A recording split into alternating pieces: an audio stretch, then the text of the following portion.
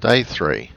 We unpacked the bike and headed off to another damp day with more wet roads. After a while, the roads dried out and it became another wonderful day. Then we began to see some flooding on the side of the road.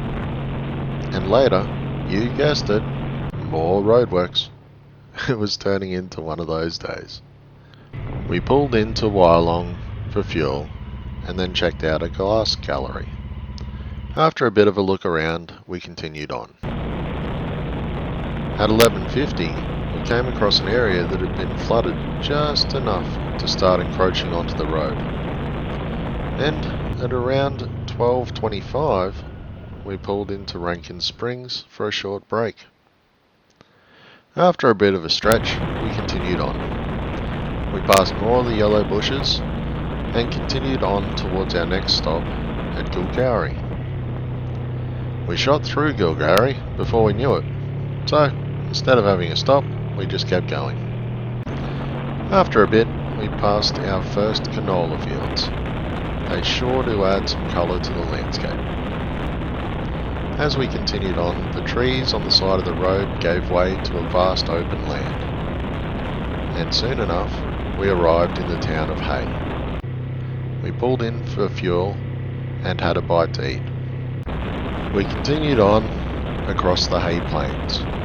The Hay Plains appeared to be just a vast emptiness with a road running through it. Occasionally you'll see a random driveway leading off over the horizons, and trucks travelling past. That's pretty much it.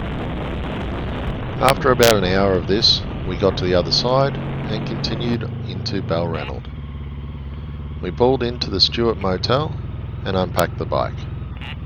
The motel had a large room with a big bed, couch, and a long bench along the wall.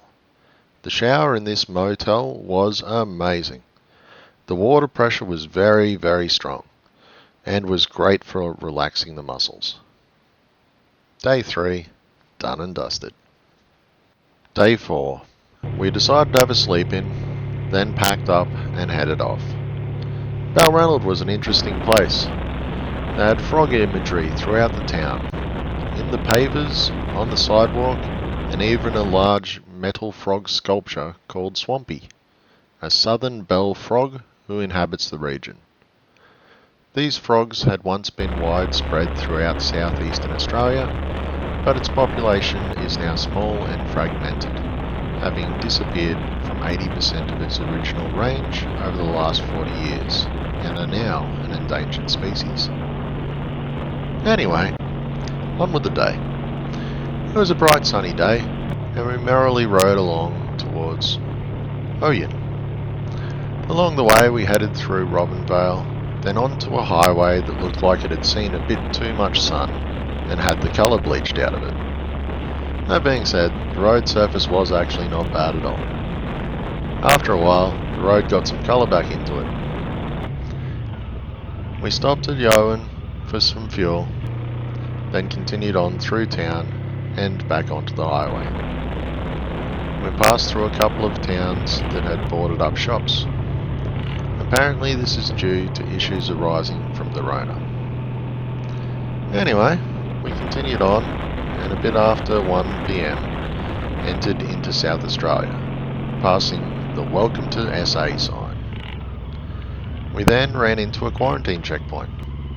A nice chick came over and had a quick chat, then let us scoot around the car in front. We pulled up a short time later in Pinaroo, fueled up and continued on. On the way out of town, we had a good laugh at the town sign. Uru from Pinaroo. It was well done. We continued on through another town that appeared to have all the shops closed down. And our next stop was a great cafe at Jabbok called the Travelling Duck.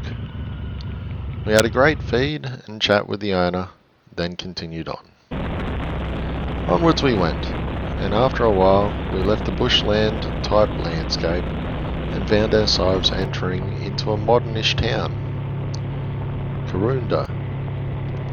This was a bit of a change, but we soon left town and back into the open countryside. We passed a few more canola fields and soon found ourselves riding into Madam.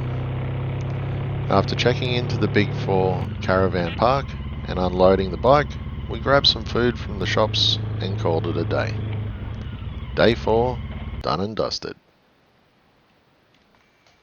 Thanks for watching.